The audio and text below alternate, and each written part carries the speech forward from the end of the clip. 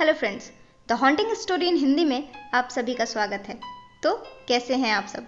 मैं उम्मीद करती हूँ आप सब बहुत ही अच्छे होंगे। दोस्तों, मेरे इस चैनल को आपके भरपूर प्यार और सपोर्ट की ज़रूरत है, तो आप मेरा चैनल सब्सक्राइब कीजिए और बेल आइकन दबाना बिल्कुल भी ना भूलें, ताकि मेरे हर स्टोरी की नोटिफिकेशन आपको मिलती रहे। अब आते हैं अपनी आज की स्टोरी पर। स्टोरी स्टार्ट करने से पहले मेरी आप सभी से एक छोटी सी रिक्वेस्ट है। अगर आपको मेरी स्टोरी पसंद आती है तो लाइक और शेयर ज़रूर कीजिए। आज मैं आप सभी के लिए एक ऐसी डरावनी और सच्ची कहानी लेकर आई हूँ जिसका इतिहास भी दावा करता है। आप सभी ने ब्लडी मेरी का नाम तो ज़रूर सुना होगा। ब्लडी मेरी हॉन्टिंग वर्ल्ड की एक बदनाम कहानी है। इंटरनेट पर आप सभी ने ब्लडी मेरी से जुड़ी हुई न जाने कितने किस्से और कहानियाँ देखी और सुनी होंगी। ये किस्से और कहानियाँ इस ओर इशारा करती है कि ब्लडी मेरी की कहानी में कहीं ना कहीं कोई ना कोई सच्चाई तो ज़रूर है, वरना ऐसे कैसे हो सकता है कि 400 साल पुरानी एक कहानी लोगों को आज भी डराती है।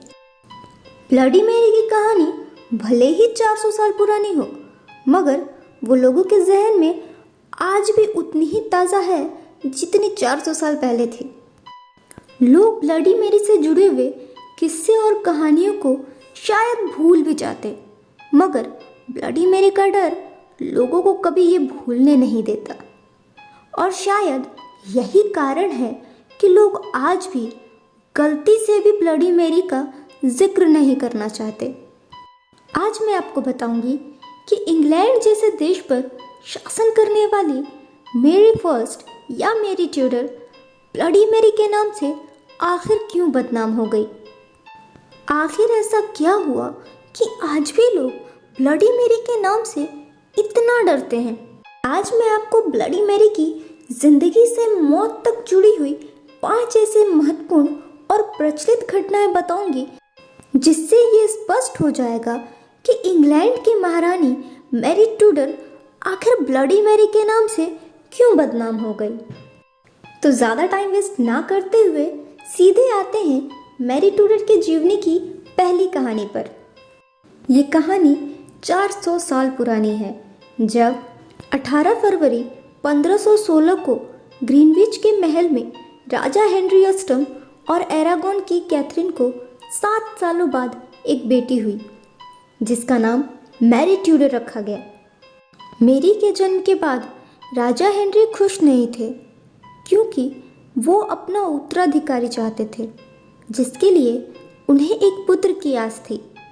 मगर एरागोन ने एक बेटी को जन्म दिया। हेनरी अष्टम का व्यवहार अपनी बेटी मेरी की तरफ कुछ खास अच्छा नहीं था। वो कभी भी अपनी बेटी से प्यार से पेश नहीं आता। शायद यही कारण था कि मेरी के मन में अपने पिता के प्रति बहुत आक्रोश था। आखिरकार एरागोन द्वारा पुरुष उत्तराधिकारी न देने के कारण राजा हेनरी अष्टम ने अपनी पत्नी एरागोन को तलाक देने का फैसला कर लिया और राजा हेनरी ने 1533 में एनी बोलेन से दूसरी शादी कर ली। एनी बोलेन से शादी के बाद राजा हेनरी इंग्लैंड के चर्च का मुखिया बन गया। अब आते हैं मैरी ट्यूडर की जिंदगी के दूसरे अध्याय पर। सन 1533 में एनी बोलेन और हेनरी अष्टम की शादी के बाद मैरी ट्यूडर को अवैध संतान घोषित कर दिया गया। एनी बोलेन से शादी करने के बाद जल्द ही राजा हेनरी अपनी पत्नी एनी से भी छुटकारा चाहने लगे, क्योंकि एनी बोलेन भी राजा हेनरी को पुत्र का सुख नहीं दे पाई। यही कारण था कि राजा हेनरी ने सन 1536 में अपनी पत्नी एनी पर निकृष्ट आचरण यानी दूसरे पुरुषों के साथ अनुचित संबंध रखने का दोष आरोपण करते हुए उसे मौत की सजा दे दी। एनी बोलेन की मृत्यु के बाद उसकी बेटी एलिजाबेथ को भी मैरी ट्यूडर की तरह ही सिंहासन के अधिकार से बाहर कर दिया गया, जिसका साफ साफ मतलब था कि एलिजाबेथ भी मैरी की तरह इंग्लैंड के राज सिंहासन पर एक महारानी के तौर पर कभी नहीं बैठ सकती। अब आते हैं मैरी ट्यूडर की जिंदगी के तीसरे अध्याय पर। मेरी को अपने पिता द्वारा पहले ही अवैध संतान घोषित कर दिया गया था।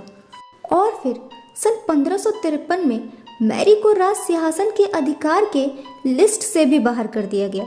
ये बात मैरी को रास नहीं आई और फिर उसने इंग्लैंड के राज सिंहासन पर एक महारानी के तौर पर बैठने की ठान ली, जिसके लिए उसने ब्रिटिश एम्पायर के विरुद्ध एक सैन्य विद्रोह किया और उसने इंग्लैंड के राजवंश को अपने आगे घुटने टेकने को मजबूर कर दिया। और फिर वो 1553 में इंग्लैंड के सिंहासन पर महारानी के तौर पर बैठ गई। अब आते हैं मैरी ट्यूडर की जिंदगी के चौथे अध्याय पर।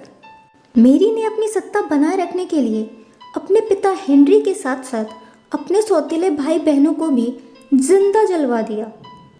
कुछ समय बाद ही बदकिस्मती से इंग्लैंड की परिस्थिति खराब हो गई और इंग्लैंड दो धर्मों में विभाजित हो गया, कैथोलिक ईसाई और प्रोटेस्टेंट ईसाई। क्योंकि मैरी का जन्म एक कैथोलिक ईसाई परिवार में हुआ था, तो वो पूरे इंग्लैंड को कैथोलिक देश बनाना चाहती थी, जिसके लिए मैरी ने लोगों पर दबाव बनाना शुरू कर दिया। लेकिन जब इंग्लैंड के लोगों ने इसका विरोध किया तो मैरी ने अपने पिता किंग हेनरी द्वारा चलाए हुए प्रोटेस्टेंट ईसाई धर्म के लोगों को मरवा दिया। मैरी 1553 से अपनी मृत्यु तक इंग्लैंड और आयरलैंड की रानी थी। मैरी ने अपने शासनकाल में अपने विरुद्ध बोलने वाले लोगों को मौत के घाट उतार दिया। मैरी अपने विरोधियों को बड़ी क्रूर और जघन्य सजा देती थी, जिसके कारण इंग्लैंड के लोग मैरी से बेइंतहा नफरत करते थे। मैरी ने अपने शासनकाल में लगभग 250 से भी ज़्यादा विरोधियों को जिंदा जलवा दिया और इस घटना की वजह से बहुत सारे लोग इंग्लैंड छोड़कर भागने पर मजबूर हो गए। इंग्लैंड के लोगों के बीच में मैरी को लेकर एक अफवाह और थी कि मैरी एक चुड़ैल है और वो काला जादू करती है। साथ ही साथ वो हमेशा जवान दिखने के लिए छोटे बच्चों के खून से नहाती है। यही कारण था कि इंग्लैंड के लोगों ने मैरी ट्यूडर को ब्लडी मैरी के नाम से पुकारना शुरू कर दिया। अब आते हैं मैरी ट्यूडर की जिंदगी के 5वें और आखिरी अध्याय पर। मैरी ने 37 वर्ष की उम्र में जुलाई सन 1554 में स्पेन के राजकुमार फिलिप से शादी कर ली। मैरी अपनी शादीशुदा जिंदगी में बहुत खुश थी और वो चाहती थी कि उसका बेटा इंग्लैंड के राज सिंहासन का उत्तराधिकारी बने। मगर दुर्भाग्यवश मैरी को कभी भी संतान सुख प्राप्त नहीं हुआ। हालांकि शादी के बाद मैरी गर्भवती जरूर हुई और उसके शरीर में वो सारे परिवर्तन आए जो एक गर्भवती महिला के शरीर में होते हैं। लेकिन जब बच्चे के जन्म का समय आया तो रातों रात मैरी का पेट अचानक गायब हो गया और ऐसा एक बार नहीं कई बार हुआ, जिसके कारण लोगों ने मैरी को चुड़ैल मैरी बुलाना शुरू कर दिया। खैर, मैरी बहुत ही खूबसूरत थी और उसे अपनी खूबसूरती से इतना प्यार था कि वो बार बार आईना देखती थी। लेकिन ढलती उम्र के साथ मैरी की खूबसूरती भी ख़त्म होने लगी और वो बद से बदसूरत हो गई। ये देखकर मैरी बहुत परेशान हो गई और अब उसने अपने संतान के बारे में सोचने के बजाय अपना पूरा ध्यान अपनी खूबसूरती की ओर लगा दिया। इसी दौरान मैरी तंत्र मंत्र और काले जादू की दुनिया में प्रवेश कर गई। कहते हैं मैरी हर अमावस्या की रात एक बच्चे की बलि देती और उसके खून से नहाती थी। ऐसा करने से कुछ ही दिनों में बदसूरत मैरी वापस उतनी ही खूबसूरत दिखने लगी जैसे कि वो पहले दिखती थी। मैरी को यूं अचानक बदसूरत रूप से खूबसूरत रूप में परिवर्तित होता देखकर कुछ लोगों को मैरी पर संदेह हुआ और उन्होंने मैरी का पीछा किया और मैरी को रंगे हाथ खून से नहाते हुए पकड़ लिया। फिर क्या था, लोगों ने मैरी को बीच चौराहे पर बांधकर उसे जिंदा जला दिया। कहते हैं जब मैरी को जलाया जा रहा था तब मैरी ने एक श्राप दिया था और कहा था कि वो वापस ज़रूर आएगी और सभी से अपनी मौत का बदला लेगी। मैरी की मौत के कुछ समय बाद ही धीरे धीरे बच्चे गायब होने लगे। कहते हैं जो बच्चे गायब हुए उन्हें आखिरी बार एक खूबसूरत महिला के साथ देखा गया जो बच्चों से 3 बार ब्लडी मेरी कहने को कहती। जो भी बच्चा 3 बार ब्लडी मेरी बोलता वो या तो गायब हो जाता या फिर उसकी बड़ी ही रहस्यमयी तरीके से मौत हो जाती। तभी से ये माना जाता है कि जो भी आईने के सामने खड़े होकर 3 बार ब्लडी मेरी का नाम लेता है उसे आईने में ब्लडी मेरी का चेहरा दिखाई देता है और फिर वो व्यक्ति या तो गायब हो जाता है या फिर बड़े ही रहस्यमयी तरीके से उसकी मौत हो जाती है। फ्रेंड्स, आप सभी के मनोरंजन के लिए आज की स्टोरी मैंने इंटरनेट से ली है। आपको आज की स्टोरी कैसी लगी मुझे कमेंट्स में ज़रूर बताइएगा। और हाँ, अगर आपके पास भी कोई ऐसी इंटरेस्टिंग स्टोरी या फिर कोई ऐसा एक्सपीरियंस रहा है जो आप हमारे साथ शेयर करना चाहते हैं तो आप अपनी स्टोरी हमें हमारी मेल आईडी पर लिख भेजिए जिसकी डिटेल्स डिस्क्रिप्शन में है। हमें जो भी स्टोरी इंटरेस्टिंग लगेगी वो हम अपने व्यूअर्स को ज़रूर सुनाएंगे। अब मैं मिलूंगी आपसे अगली स्टोरी में, तब तक के लिए अपना ख्याल रखें।